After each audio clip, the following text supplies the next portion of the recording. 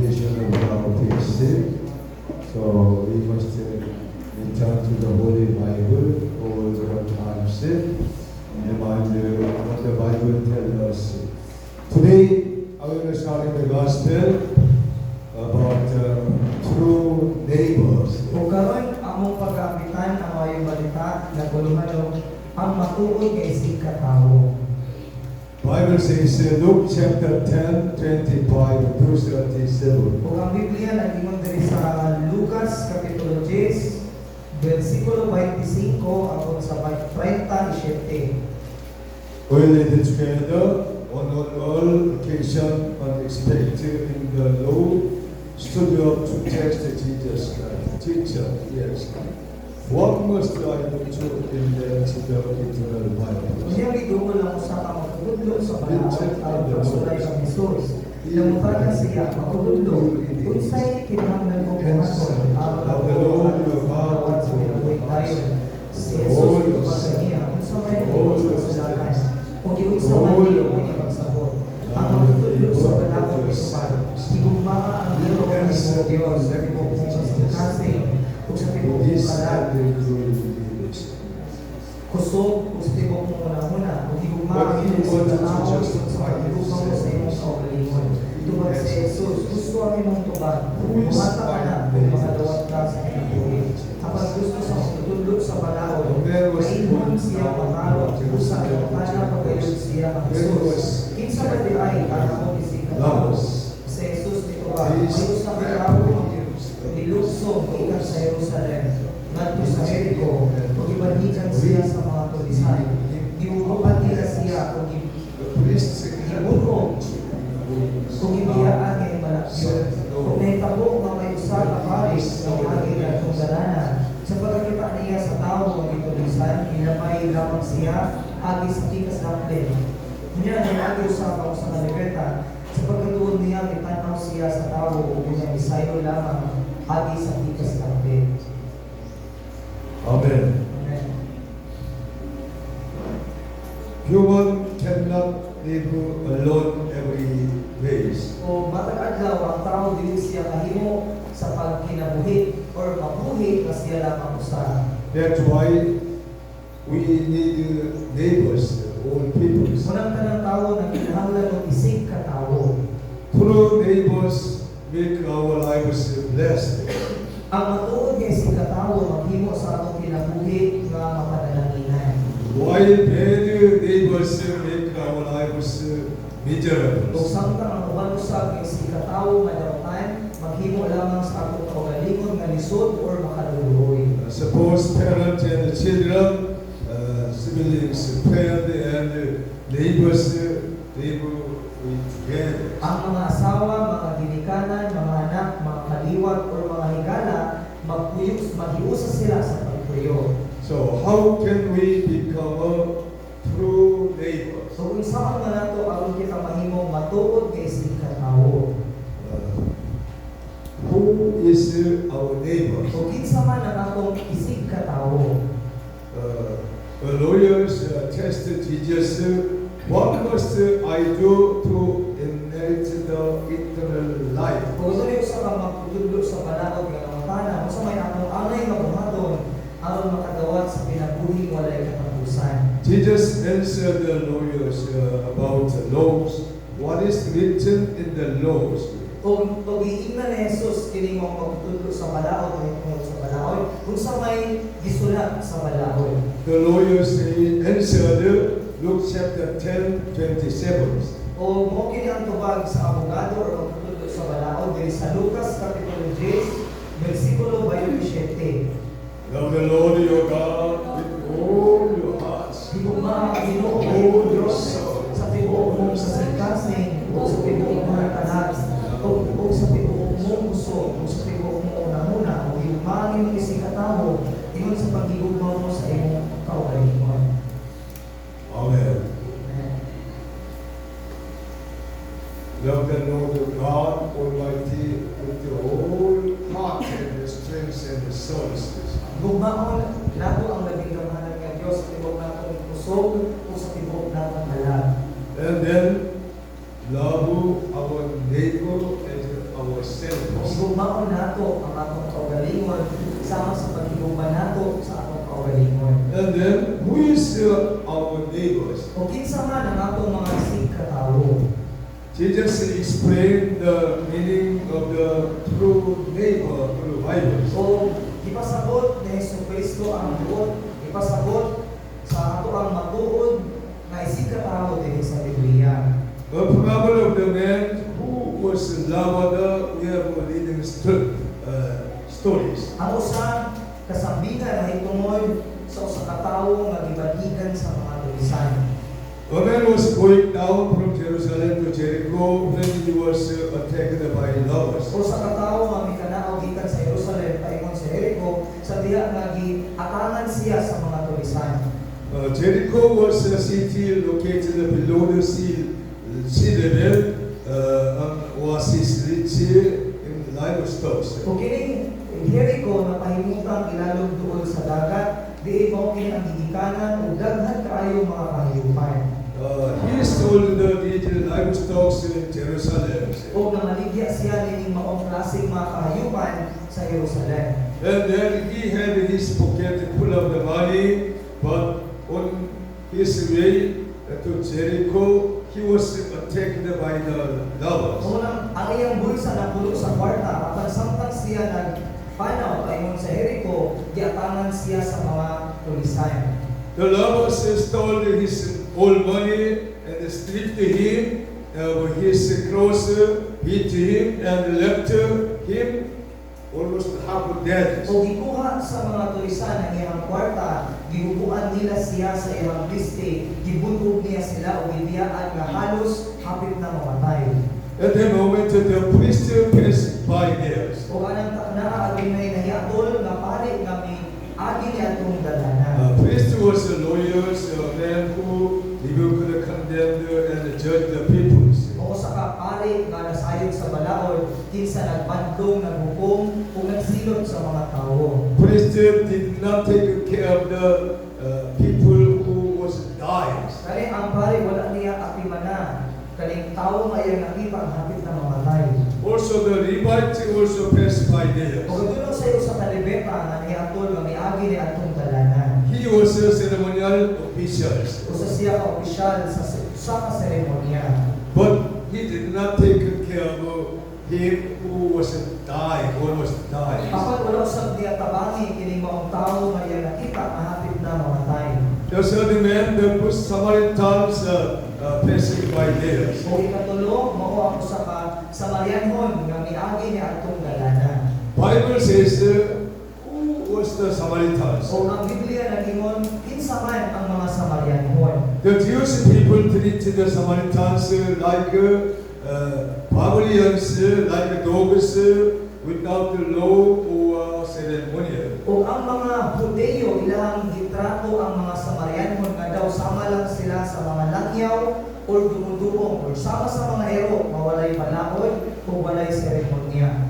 But the Samaritan was generous, very well. Apan kini mga Samarianhon mangyatagon siya kaayo. He showed mercy to a man who was dying and being loved. O nalugi siya sa sakatawo nga hapit na mamatay sa diya nga siya gitulisan. He healed the man with what he had. Giayo niya ang maong tawo sa tanan nga anaa niya. He bandaged his wounds and applied oil and wine. O iyang gibugkusan ang iyang mga samad, o iyang gibutangan o lana, o iyang gibubuan o pino. He then put the man on his donkey, took him to an inn, and cared for him continuously. O tapos ni Ana, iyang gipasakay ang tao sa iyang asno, o iyang gidala sa balay tambalanan, aron ang timangon siya dito. This is the very important instruction, lesson for us. O kini importante kayo nga pagtulunan, hanap ka nato. Nowadays, most of the people, we are all like the man who was lovers. O gawang mga panahon na tanang mga katawan daw na isama kita ni mga tao nga gitulisan. What is the meaning? Most of the people stole their lives. O sa may buti pasabot ni halos kadaghanan sa mga tao ikaw gikan kanila ang ilang kinabuhi. Because of the Satan stole the spirit, blessing, and health all of the peoples. Tungod kang Satanas, gikawat ni Satanas ang espiritu, panalangin o maayong panglawas sa tanang mga katauhan. Likewise, Satan stole all letters from the Adams. Kung sama ni ini ang gibuhat ni Satanas, kaya gikawat ang tanan, gikan kang tanan.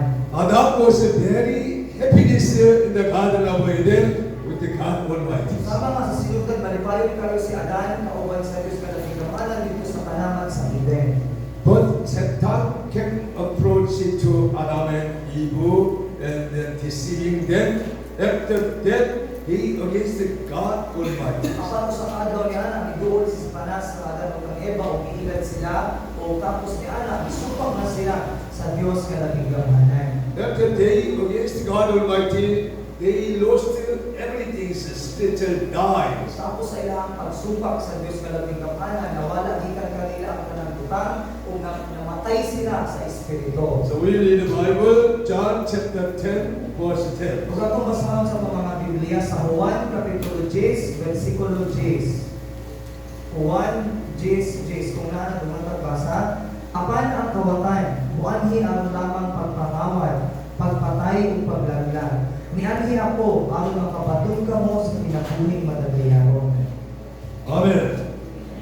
The deeper meaning is the Satan, devil spirits. O ang kahulugan ni mautulisan o kawatan, maukini si Satanas, ang daupang espiritu. The devil spirit comes only to steal, kill, and destroy the someone. Na ang daupang espiritu maanhi lamang ang sa pagpangawat, pagpatay o sa paglagdag sa tao. That's why as a Christians, we must overcome the all kind of scheme of the devil spirit in our Christian life. Kung kinahanglan isip ang Kristohanon, kinahanglan akong malalampusan o mabuntok ang tanang mga bitik sa daupang espiritu sa ako ang Kristohanon ang kinabuhi. Devil spirit also destroyed Jesus Christ. Ang daupang espiritu sa buot ng ububak kang Jesucristo. Devil spirit tried to destroy and discourage me and you. O ang daupang espiritu musulay usab sa pagbuba o sa pagpaluya kanimo o kanako. I was experienced many times about the devil spirit destroyed our church ministry very well. Sa mga kanunay siya nakasinati na ang daupang espiritu kanunay nga nag-atake ng uba sa ato dato mga miyembro o pisan sa atong simbahan. But we have been overcome the whole kind of scheme of the devil spirit by faith and by prayers. Apan atong mabunto ang tanang mga bitik o pag-atake sa daupang espiritu pinaagi sa pagtuo o pinaagi sa pagkampo. And then who can help us? O gining maong kahimtang kinsa man ang makatabang kanato. Who can help us from the deceiving spirit devils? O kinsa man ang makatabang kanato gikan sa malimbungon nga daupang espiritu mamawang yawa. Religion and laws cannot help us. Ang relihiyon o kung ang balaod lamang dili paigo nga makatabang kanato. Bible says no one is righteous before the law, so those who condemn, rebuke, and judge us are not righteousness. O ang Biblia nag-ingon nga walay matarong pinaagi sa pagtuman sa balaod lamang umunang kato naghukom, nagbadlong o nagsilot, dili sila matarong. Bible says Romans chapter 3 verse O 20. ang Biblia nag-ingon sa Roma Kapitulo 3, versikulo 20. Roma 3, versikulo 20. Kung naala dungan pagbasa, kay walay maghimong matarong katubangan sa Dios, pinaagi sa pagtuman sa balaod. Ang maghimo lamang sa balaod mao ang pagpaila sa tawo nga siya nakasala. Amen. To the law of God, we can realize our sinful nature, our sins, transgressions. Pinaagi sa balaod sa Dios atong maamduhan o masayran ang atong mga kalapasan o kanan atong mga nabuhat kasala. But the law cannot replace our sinful natures. Apan pinaagi lamang sa daan nga balaod dili makahimo sa pagtangtang sa atong pagkadautan. Bible says, verse 21, continue. Kung diri sa versikulo 21, Paglaos. Apan Apart from the ipadayon Lord, sa Diyos Jesus ang is iyang God, paagi yes. sa paghimong matarong sa mga tao o kini pinaagi sa balaod. Di ba matudan kini sa balaod o sa mga propeta? Amen. We must understand why Jesus Christ came to the world.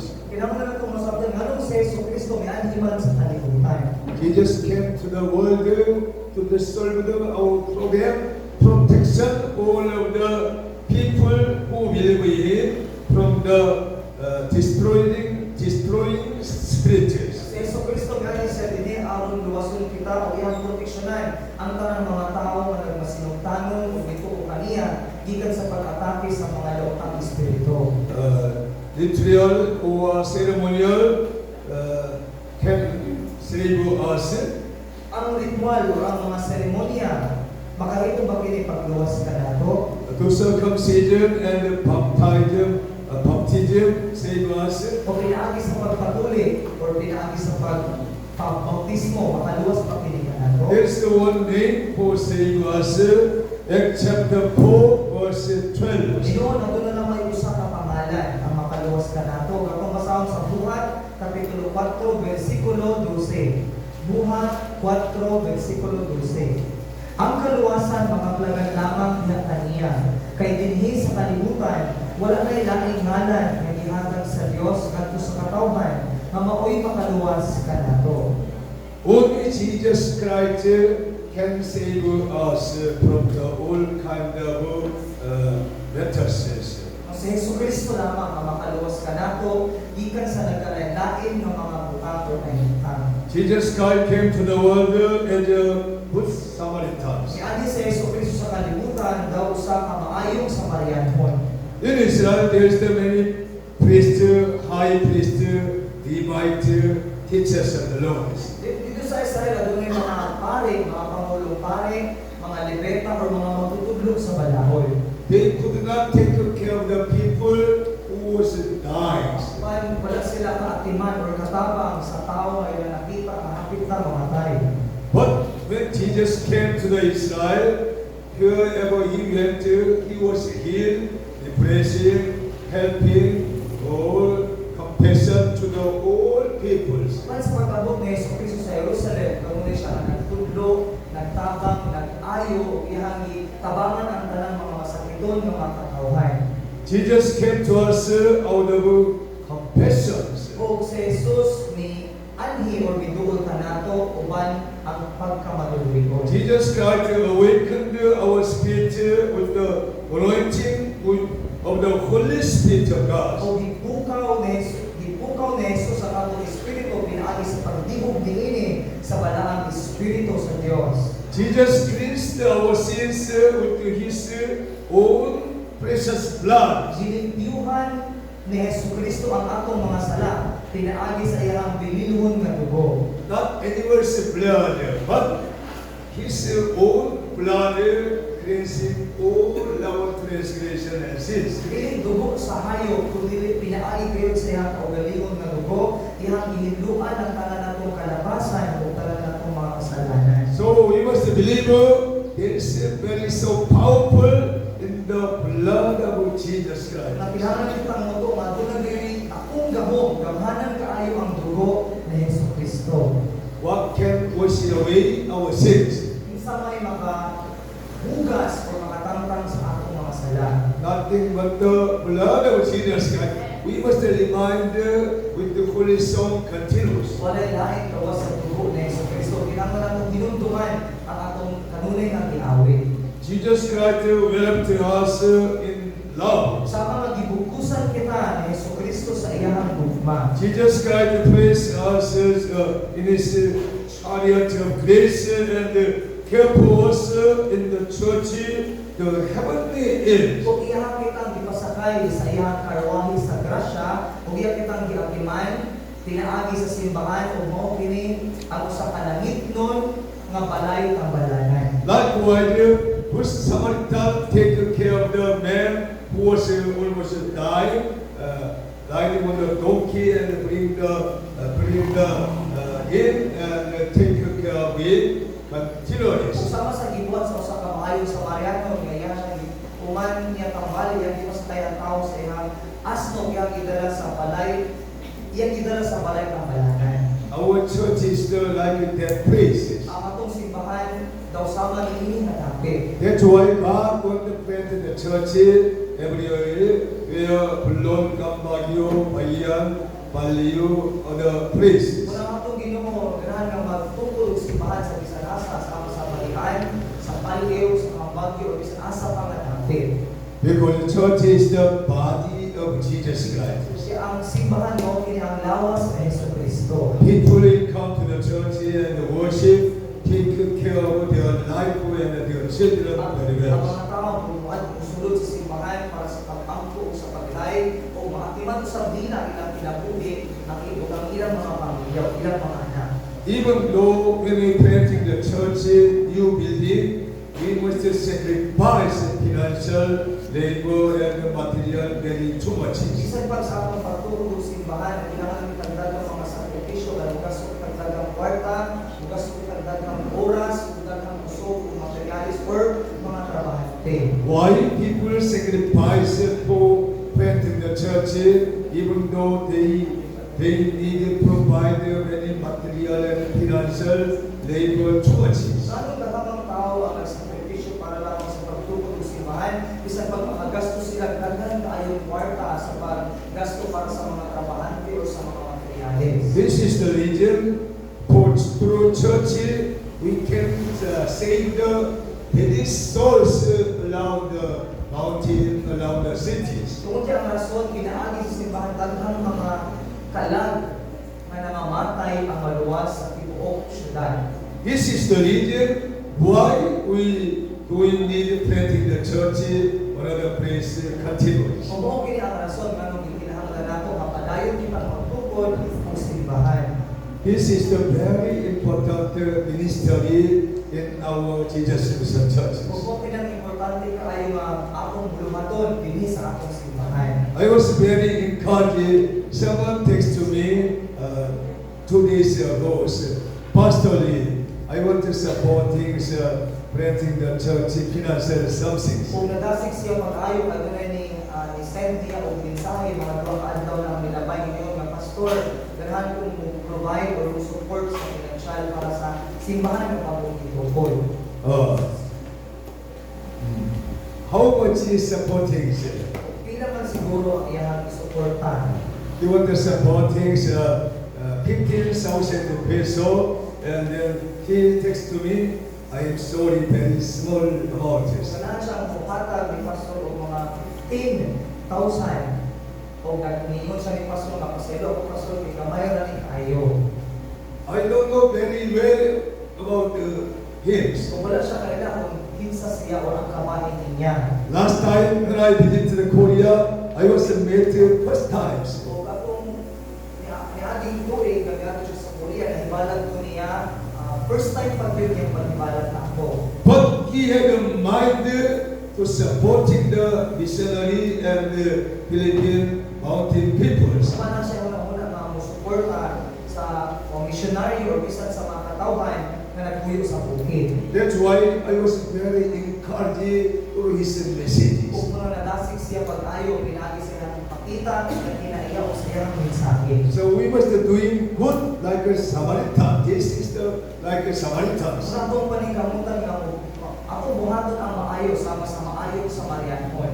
He want to help the missionary and the poor peoples, the mountain people likewise. Kung kini nga mga tao sama sa Jesus nga maayo sa Marianhon, gusto siyang mutabang sa missionary or sa mga kamus na mga katawhan na nagpuyo sa bukid. He want to give glory to God Almighty. Gusto niya mamuhatag o lumog o himaya sa labing gamhanan ng Diyos. This is the time for us to be good neighbors. Kung uusap kini ang takna alam ka nato nga mahimo kitang mga matuod o maayong maisig ka tao. Caring for our neighbor in need something. Sa ato ang tabangan o katimanon ng ato mga isig ka tao nga nagkinahanglan. Almighty God, remind what you are doing very good.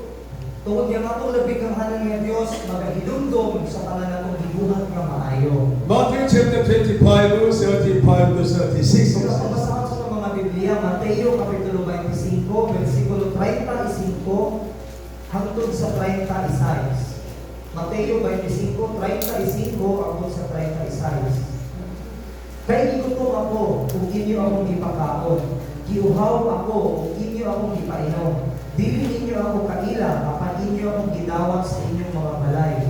Hubo ako kung inyo akong gibistingan, nagpasakiton ako kung inyo akong giatiman, nabilanggo ako kung inyo akong giduaw.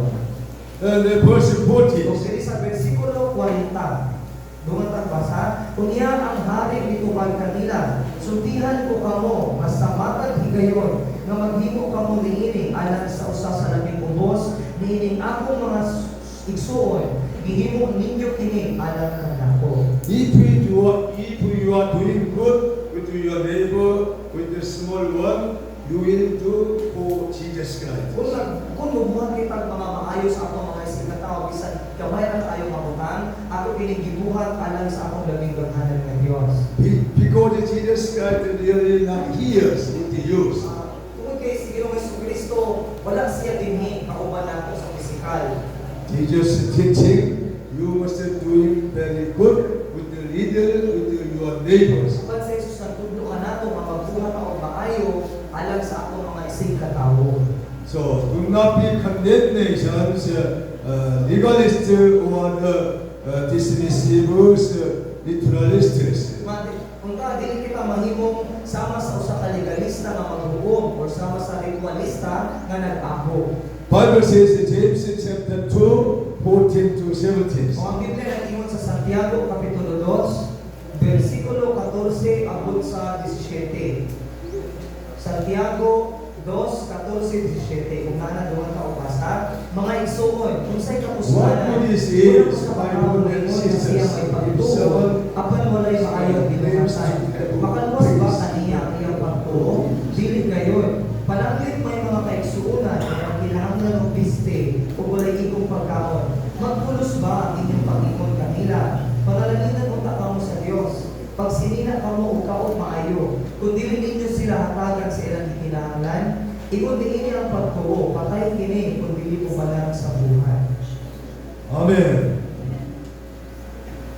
If we have a pace, but do not accompany by action, his pace is dead pace. Kung kita adunay pagtuo, apan wala nato kini o bali o buhat, kini ang klase nga pagtuo, patay kini nga pagtuo. That's why we must make a live pace through action with the good Samaritans. Nang kinahanglan nga magpatun kita o buhi nga pagtuo, pinagi sa pagbuhat o maayong buhat, sama sa gibuhat sa usa ka maayong nga Samarianon. Levite and the priest know very well, knew very well about the law of God. Ang Levita o ang mga pare, nasayon sila pag-ayo mahitungod sa balahod sa Dios. But they did not doing good. Kapag wala silang mabuhat o maayo. Even though someone was dying there, but they did not take care of him. Instead of that, they went away, turned away, ran away. Bisan nung nakita nila na ang sa katao hapit na mamatay dito, apan wala sila matapang hinoon, nitipas sila sa laing kagalan.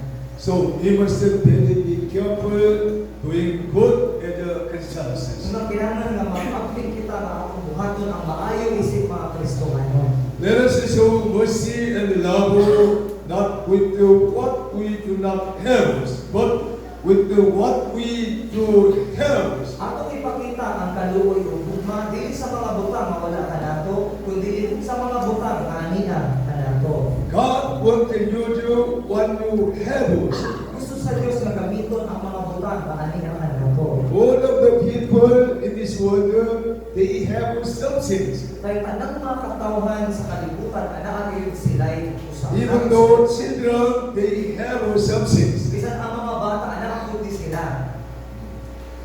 Bible says, 1 John chapter 3, 17 to 18. Ang Biblia nag-ingon sa unang Juan, Kapitulo 3, versikulo 17 abot sa 18.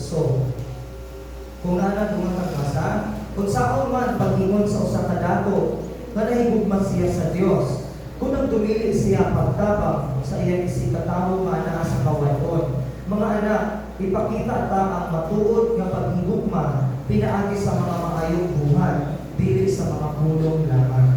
We must love one another with action and the truth. Sa kinahanglan nga maghigugmaay kita sa matag usa pinaagi sa ato ang buhat ug kamatuoran. Our God is alive and so the all our action, what we are doing. Ang atong Dios buhi siya o nakita niya ang tanan natong mga gipangbuhat. For helping the one another, we must self-control ourselves first. Sa pag-aron makatabang kita sa uban, kinahanglan una nga ugong kita sa atong kaugalingon. What does it mean? We must self-control what we want, what we buy. We must self-control very strictly, and then we can save the money, material, everything. We can sharing one another. Napasabot din kinahanglan nga stricto kita nga magpugong sa paggasto sa atong ganahan o sa atong ganahan nga paliton o ang Ginoo nato kining higumon aron atong aron makatabang kita sa uban.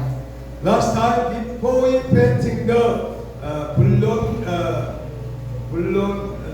coconut tree church, I have been experienced about this O verse. sinabi na si Pastor usama ni katong panahon nga ilang itukod ang lubi kasimbahan dito sa Pulon. I never spent the money and materials. O wala gid siya naggasto pag-ayo o wala gid siya gasto ay ang kwarta or pamalit o bisan unsang mga butang.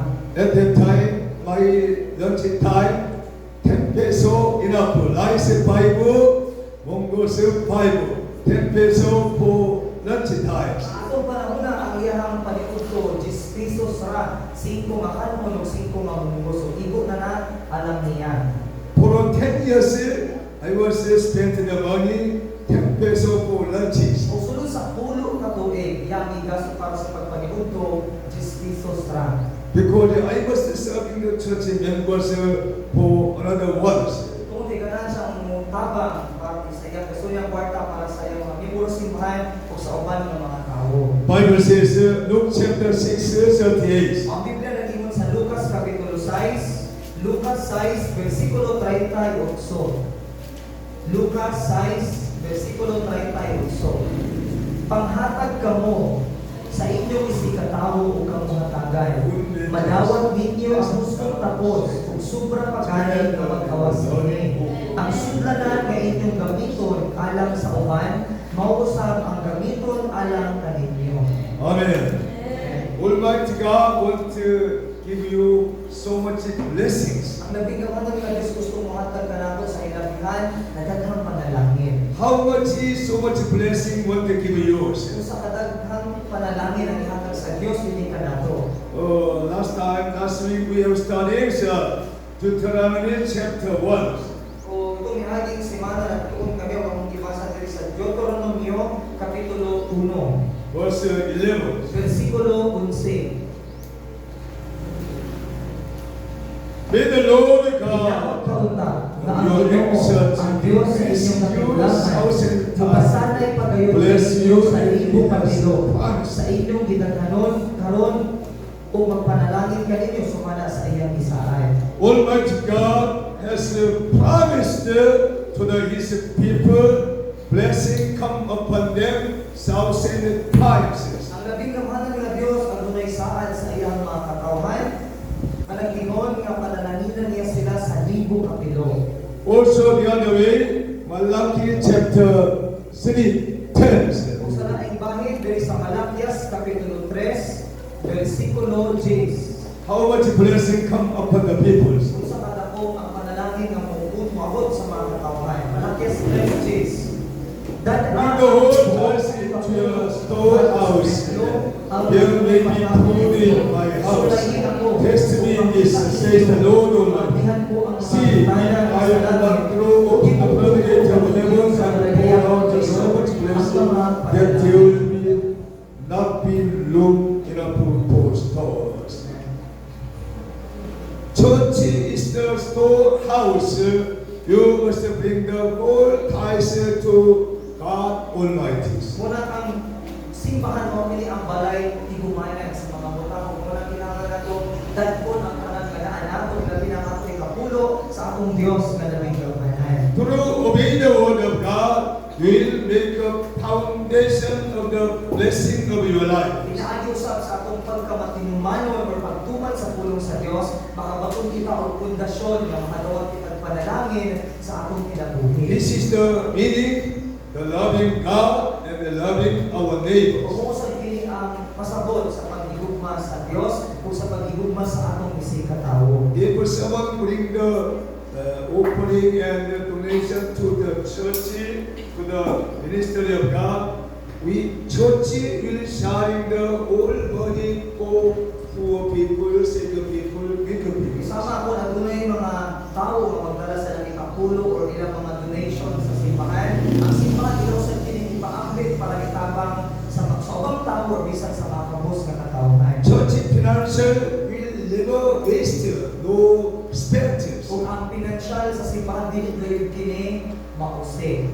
Only spending for the glory of God. Kaya kini magamit lamang alang sa kahimayaan sa Dios. I will conclude the message. Love is the greatest Christian virtue. Kung ito na siya'y panabot sa iyang mensahe, na ang gugma mao ang pinakadakong hiyas sa mga Kristohano. When we love God and our neighbors and ourselves, we will receive the abundant salvation and live blessed life. Kung kita mahigugma sa Diyos o sa atong mga istig katao, sama sa atong kaugalingon kita makadawat o abundansyang kaluwasan o puno sa panalangin ang atong kinabuhi. True happiness does not come automatically. Ang matuod nga kalipay, dili kini mo abot na automatic. The door to true happiness open when we sharing what we have to one another. Gani ang butahan sa matuod nga kalipay, maablingon kita, mapaambit sa mga butang na aniyahan nato sa mga kausan. I text to the Holy Light Vision Church members before they come in. I text to them, you must bring the one cross very for winter season cross bring here. O sa mga, before ni Andy po ang mga bisita ko niya ang semana, ang ilay, ingon siya kailangan mong magdala o asbukton na para sa pagtugnaw. Because when I was staying Balio 2 weeks, it's very cold in the mountain. Kung nasa dito na pundo sa Palio, sunod sa doon semana, pundo kaayo ka nagabi. That's why I text to the young people, you must bring the winter coat. And I was sharing, and last week I was sharing to the mountain people. Munang iyan ang mga bisita na magdala sila o jacket nga pangtugnaw o ilang gidala o kung aging adlaw, iyang ihatag sa mga kaisunan nato sa bukid. Also, okay, the church members, you can bring the winter clothes very next times, and then we can bring to all you mountain people sharing. O kita po mga membro diri sa simbahan, kung naatay mga jacket na wala na nato gamita, pagtugnaw ako nato diri sa simbahan, o pag kining ipaambit dito sa mga kaisunan nato sa Palio sa bukid. This is the sacrifice for Jesus Christ. Kung kini ang pagsak, dali nga buhat mo ang pagbuhat sa sakripisyo para kang Kristo. If you believe Jesus Christ sacrifice on the cross for salvation of your souls, you can sacrifice it to one another. Kung dito kita nga si Kristo nagsakripisyo sa cross alang sa atong kaluwasan, makahimusap kita pagsakripisyo sa mga kalusan. This is the Bible teaching us. Kung kaya gitudlo sa Biblia na nato. We can love one another likewise. Mali makahimo kita sa pagbumaay sa mga kalusan. We pray, Father God, thank you so much for gathering and sharing the gospel through neighbors. We'll do very good with the Good Samaritan, like the Good Samaritan. Help all of the church members doing good for the glory of God, to receive the so much blessing according to the promise of the Bible. Thank you, Lord. In Jesus' name we pray. Say amen. May the Lord